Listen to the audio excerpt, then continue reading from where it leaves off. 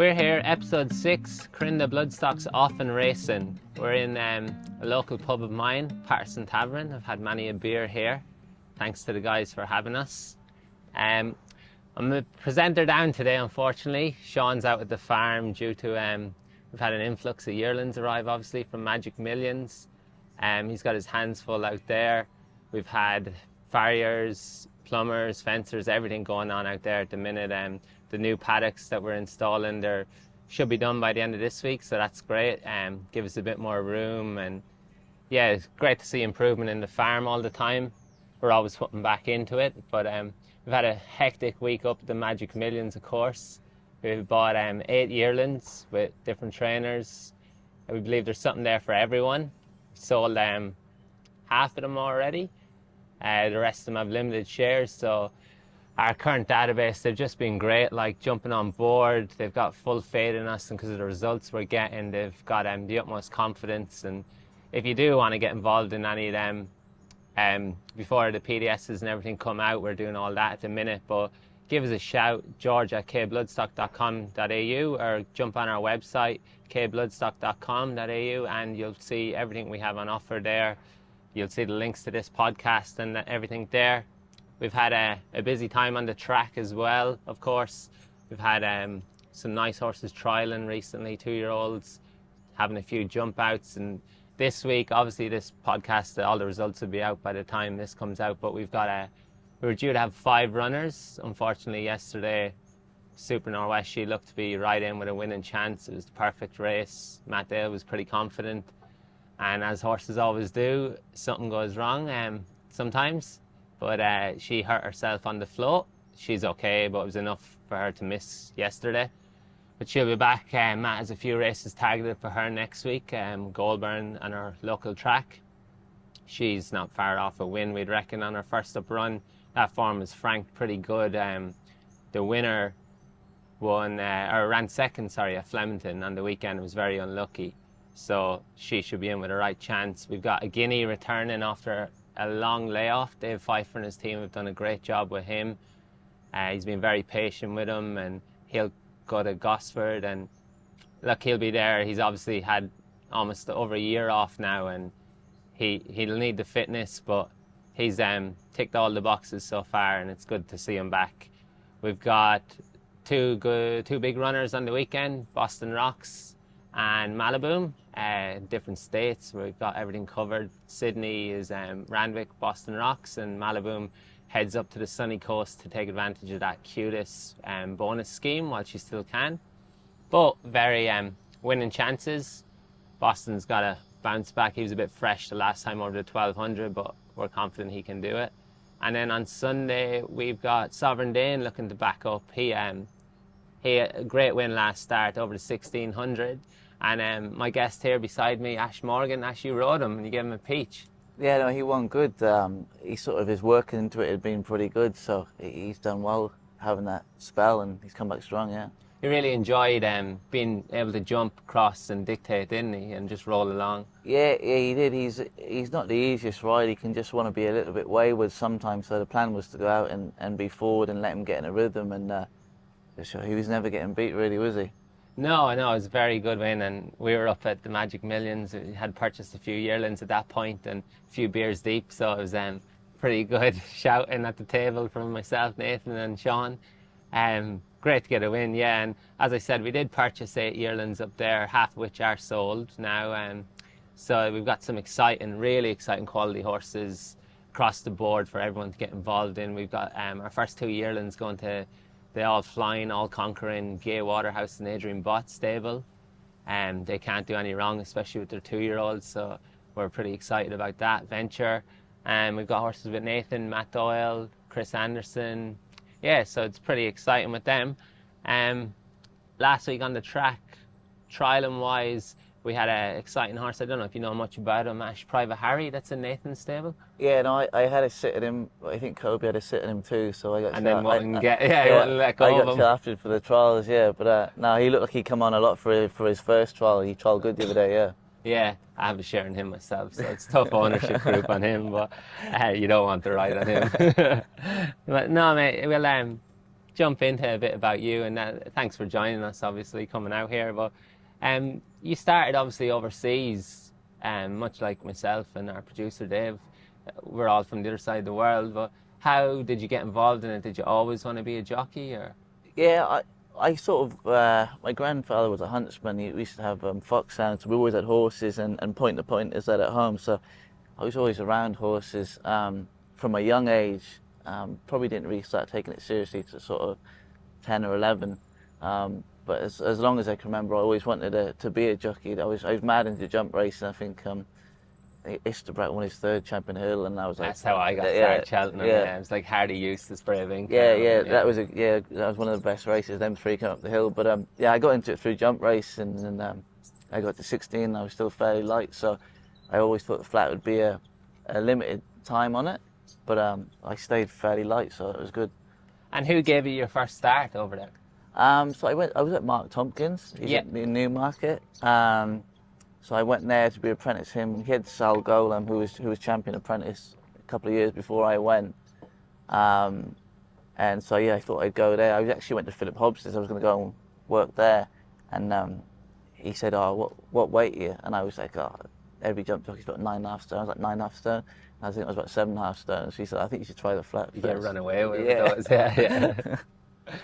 Yeah. So, and did they give you your first winner, Mark? And yeah, I rode a horse called Sumner at Pontefract. It was an apprentice race. It was a proper setup job. Had its 3 runs, and it was a handicap debut, and he ran away with me pretty much. I gave him a pack crossing line, and he ran away with me down the hill. So it was a steering job. He couldn't get beat, but it was good. It was a good way to start. Yeah.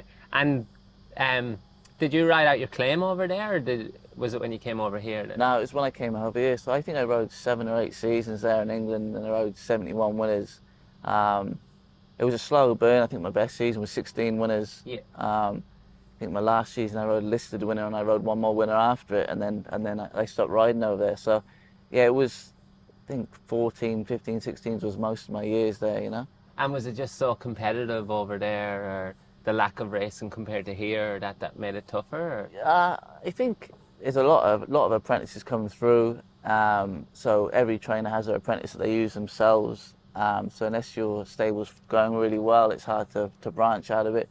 I was with Mark, who was really old school, so if you did anything wrong, you'd get a month's suspension. So you'd just get rolling and maybe turn in late. Mark himself yeah, gave you the suspension. He gave the suspension. Yeah, for like coming in late and things like that. Yeah, and as being young, I would just get bollocking for something stupid, and I get a month for something ridiculous, and then you get momentum going and it pull you up a bit. But it was good. It was hard, but it was a good place to sort of educate you, I suppose. Yeah. It set you up for life. And What everyone else after was really easy to deal with. Even Nathan. Or? Nathan. Yeah, he's easy to deal with. But no, Mark he was very good. Like, he gave me opportunities. You're either riding everything or you're riding nothing. That's the way it was, you know. Yeah. That's fair enough. You need that when you're young. Yeah, for sure. And people might not know this, but you took a bit of a break when you were back home, and you tried something a bit different. Yeah. So I my last season, like I said, I rode a listed winner, and I thought, I was coming towards the end of my £3, and I still didn't get a kick on after it. And I thought, well, if it's not going to happen for me now, it's probably never going to happen. So I thought I'll try something different, and I was probably getting a little bit heavy, but probably just opportunities drying up. I was getting a bit lazy with my weight as well. I went and did real estate, which was, I left school at 14, barely sat in front of a computer or anything like that. So it was something different, but it was... Were you selling the houses? Or? Selling them, yeah. No, I actually did all right. I got the job because one of the lads was into racing, so I got the job that way. And selling houses, I sold quite a few houses, and it was good. It took me out of my comfort zone a bit, because I wasn't really probably the best communicator when I was younger, so probably making 50 phone calls a day. And then I went and did recruitment, where you're making probably 100 plus calls a day, so even though it wasn't planned, it actually helped me when I came back to riding, Yeah, and at what point then did you go, no, this isn't for me, I'm going to go to Australia and ride? Well, I was sort of just losing that. I like the competitiveness of it, and I was just getting a bit bored, and like, I'd been in the yard full time since I was 14. So I wanted to do something different, have a normal life, and once you've done it for a year or two, it's boring enough really. There's only so many holidays you can go on and Yeah. meals you can eat, you know. So yeah, I just decided I wanted to get back riding. Didn't really know in what way. Like I knew it was nearly going to ride over jumps. I was about 68 kilos at the time, so I was like, I'm not sure I get the weight down. Yeah. So I sent a few emails out, and Brett Kavanaugh got back to me, and I'd already organised to go to America to ride a bit of work because I hadn't sat on a horse in 2 years, you know. So yeah, the Cav got back to me and offered me a job, so that's how I ended up here. Yeah, so what did he take you on then as you still had your apprentice, you claim, did you then a little bit? No, so they didn't give me a claim. Yeah. Unfortunately, I would have loved to have had it Yeah, when I come over. So no, I didn't have a claim. It was just as a job as a track rider with views to get rides. You know? Yeah. Nothing was promised, but he said if you can ride, I'll throw you on. Yeah. Oh, so he gave you your first start. Was it hard coming over?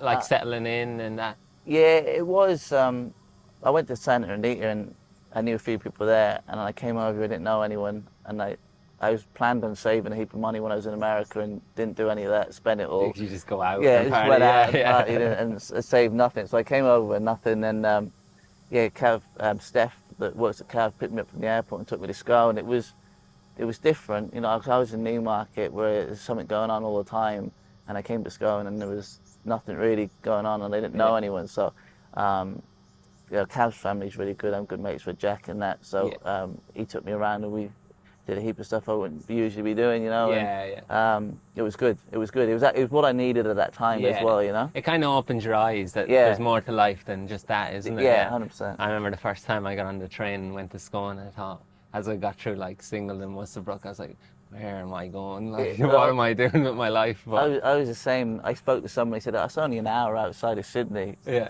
And then we got to, I reckon, Musselbrook, and we were still going. I was like, we could be going anywhere here. And it's funny on the train, like the passengers, they differ the further you go along. Like between Sydney and Central Coast, they're a bit different. Yeah. You hold your bag a little bit tighter. But no, it's good, man. I never look back, and obviously you didn't either. Yeah. Would you ever go home now, or? No, I went home at the end of the season a couple of years ago, and I had a few rides. I rode a few for George Bowie when I went back, and I didn't really. It wasn't really there for me to go back. Like, just, you know, the money's terrible there, and it's just opportunities are probably better now than what they were when I was claiming. But I just think it's hard to turn your back on here, you know. Yeah, and you said like the money. So in terms of different styles and the racing and stuff like that, what are the biggest difference for our listeners, like between the racing over there to here?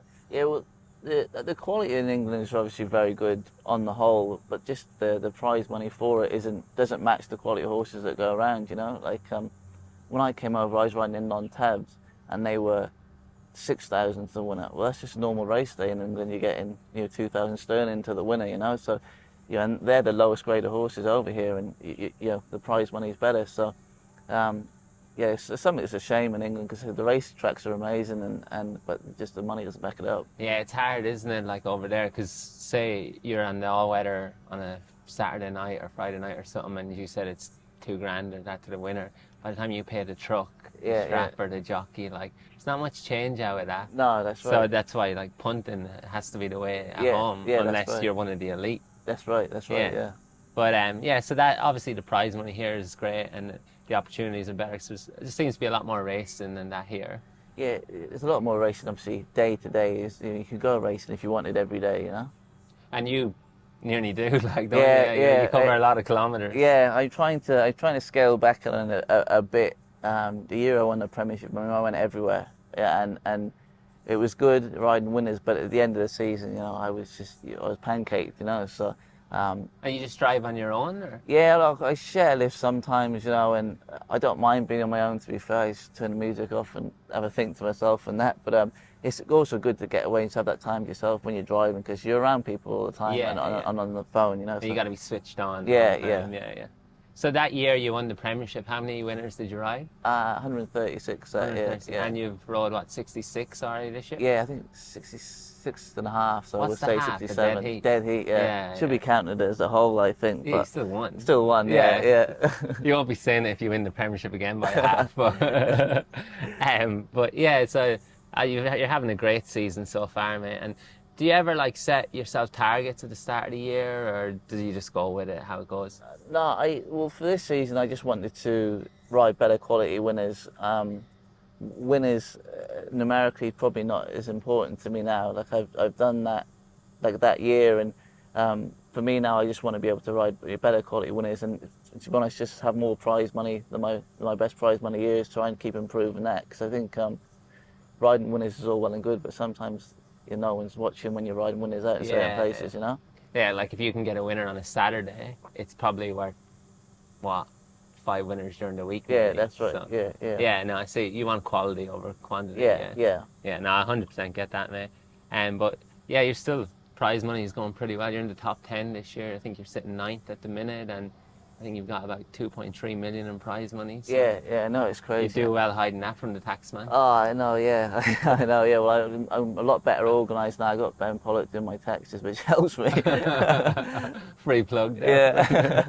And a few years ago, I think it was 2023, was it, you were thinking about moving up to Queensland? Yeah, like I said, I'd done that year, and I was like, at the end of the season was good, but what did I want to do next, you know? And an opportunity with Matt Dunn, I'd ride a bit for him, and sort of he just moved back to Moreland base, and the plan was to do a month there. I probably picked a bad time of year to go to get a good guy, and then because it's carnival time, you know. But I rode in some stakes races there, ran a few places and that, and had a couple of winners while I was there. But I just thought maybe the setup there wasn't for me, you know. Great way of lifestyle, I wouldn't mind living there, you know. But I like to be busy to a point. It's probably a little bit too far the other way, you know. Oh, you keep earning this prize money, you can retire in that area. You'll be right. Nice house there in Byron or something. Yeah.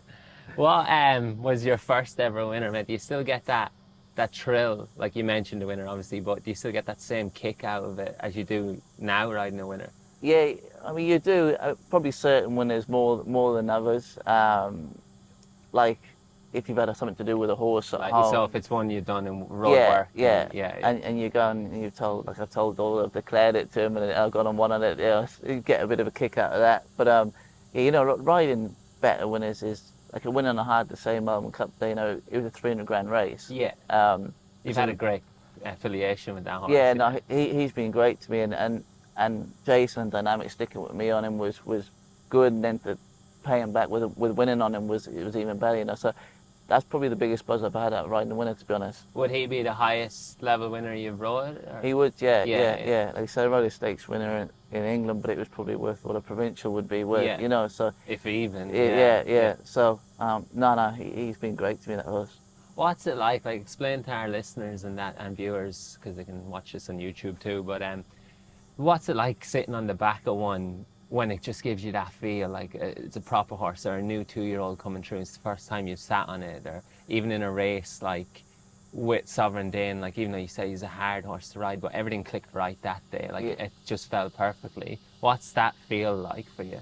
Yeah, well, it gives you a lot of confidence, especially in a race when you're riding one and you're asking to improve and they're just doing it easily, or you're not even asking them to improve and they're just doing it, you know.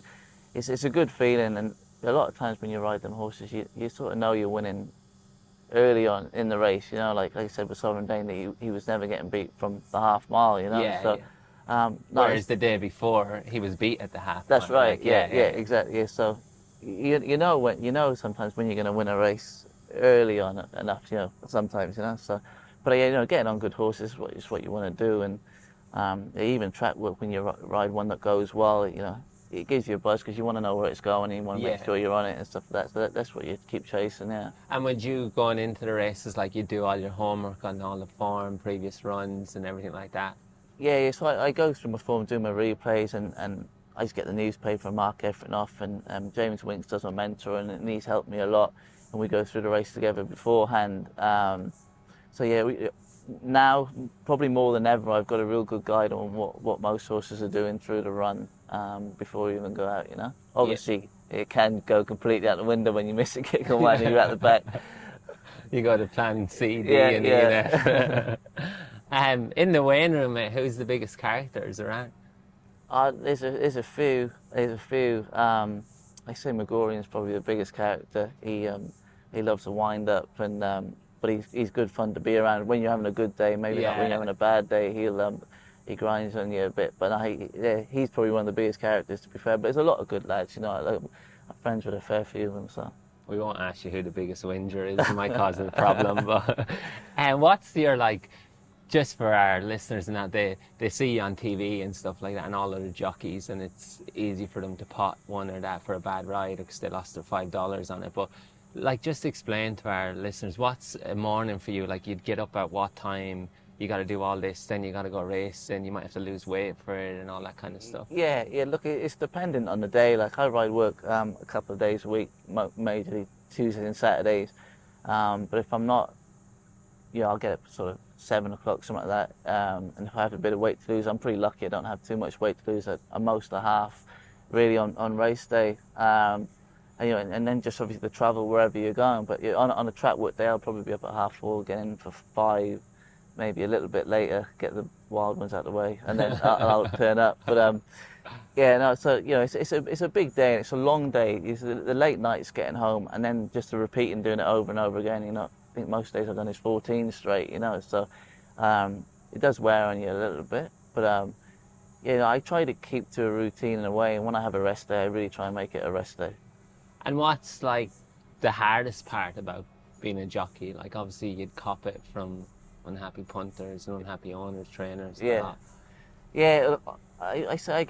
I could probably get more than most, I reckon, on Twitter. There might be a few more that do, but I don't have Twitter. I just stay off of it. It's a cesspool. I seem to get in the fire line away. It's probably the way I ride a little bit. I ride them a bit colder than most, so I sort of open myself up to it. But no, I don't. That's not really a hard part for me. I sort of, if I find that, if I get a message on Facebook or Instagram, it's usually have a laugh at it or something, and I never reply to them. I sort of don't waste my time. But probably the hardest thing in the situation I'm is just travelling. I don't really like driving that much, and I bought a new car in August. I've done about 50,000 k's on it already.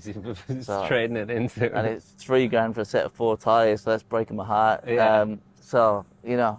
Travel. The travel's a hard one. If everywhere was an hour away, it'd be an easy job. I could keep my weight pretty on check and that. So it's the travel, I'd say. The travel, yeah. And like, when if you're having a bad week, mate, like, and someone just messages some angry punter, that, like, how do you just brush it off and just go about it? Well, they don't really affect me. If I'm having a bad week, I'm usually terrorising myself. So whatever they really say that doesn't really have much of a thing, But I guess if it came from someone closer to you that you're in contact with, if an owner or a trainer said, you've slaughtered that, you're riding terrible, it probably has a bit more weight. Well, it does have a bit more weight behind it than if some random messages, Oh, because they know, like. Yeah. We have a lot of them at home. 2 of my brothers are jockeys, and myself and my dad, we'd often go into the pub and have a few drinks and that, and the 2 boys would be riding, and they'd be on a favourite or something, and they wouldn't win, and there's lads around the pub and they'd slaughter them, and we just stay quiet and not say anything, and then the next race they'll come out and they'll win, and they'll be the greatest person in the world, like, and then we go, that's my brother. And then he'll just buy you a drink. And actually, the funniest thing I've seen, I went to Killarney races a couple of years ago, and Jordan Gainsford had a fall at last, and he got an absolute pearl off it, and he's on the floor winded, and the fella shouts over the race, "You cost me €20." The bloke's on the floor, trying to catch his breath, and he's bagging him for costing him €20. There was a good promotional video with Ruby Walsh a couple of years ago, and when Annie Power fell at the last, and it cost, like, the bookies won millions off it, and some punter on Twitter was giving out, and he said, Ruby Walsh just jumped off the horse, and so then it was like set up, it wasn't as actors, but they knocked on its house and they said, "Come on," and put him on the back of a ute, drove as quick as the horse, and said to him, "Jump off." And so it's funny, like, and obviously, that's what makes racing great, because everyone does have an opinion, whether you're right or wrong, whether you have your $5 on or your millions invested. That's right. So, and over here especially, it's so accessible, and every man and dog and cat is involved in it. It's just when people think you're purposely giving a bad ride. No one's going to want to win. You want to win. Yeah. So mate, so you're flying at the minute, obviously, and things just keep going from strength to strength, and you said you want to get on, if you want to focus more on quality than quantity, but what's, like, 2 years from now, where would you like to be? Well, I wouldn't really know, like, I sort of know where I want to be, but it's hard to really answer. I just want to be challenging myself and going to the races motivated and trying to get to the highest level that I can get to, you know. So like an actual idea of what I'll be in 2 years, I'm not too sure, but I just sort of want to keep pushing myself. And if it's doing what I'm doing now, probably not, you know. Probably have to make a few changes and do a few different things. Back to the real estate. Yeah. No, it'll definitely be, like, I want to ride until, you know, God willing, hopefully I'm healthy until I'm, you know, 40, 45, you know, that's the plan. I'd like to knock over 1,000 winners. How old are you now? 33. Oh, you got a few years left. Got a few years, yeah. I'd like to ride 1,000 winners. If I can do that, you know, I'll be happy. What are you on now? I think I'm near 500, or maybe past 500. I actually had a look the other day, and I think they might have given me a few more than I've actually got. But Just take it, go with it, man. Early retirement. Yeah. You got a bit to go, but I'm sure the way you're riding, mate, you'll definitely get there. And you got any for us coming up that you want to let our listeners know? It doesn't matter anyway, because this will be out after they run. Yeah. I just trying to think. Nothing really.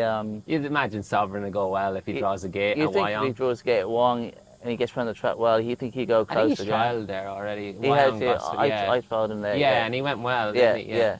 So it just kind of would suit his racing style, wouldn't it? Yeah. That sort of track's quite leader biased. And I think he put himself on speed the other day. Like I said, if he can do that again, run a tighter track, he'll be right. But nothing's really jumping at me at the minute, or nothing that I would tell just yet. You can tell me off air, that's fine. But yeah, like obviously there's the good racing's coming up now. You got all the nice 2-year-olds and everything coming out and that. So hopefully, mate, we see you on a Saturday and on some of those better quality horses. And you definitely deserve it for all your hard work. And and that's right. Like I said, that's the goal. You know, hopefully you can get there a bit more often. I'm going this Saturday, but you know, I'd like to obviously be there more. What are you often on than this Saturday there? I'm riding Magneteer for Sam Cav there. Oh yeah. Yeah. Did that win last? No, he ran third behind Bill, and he's come out and won again. Yeah. His run was very good, but he's just really piecing it together. He's another one that's a little bit hit and miss in his mannerisms. But if he puts it all together, he's a big hope for sure. Yeah.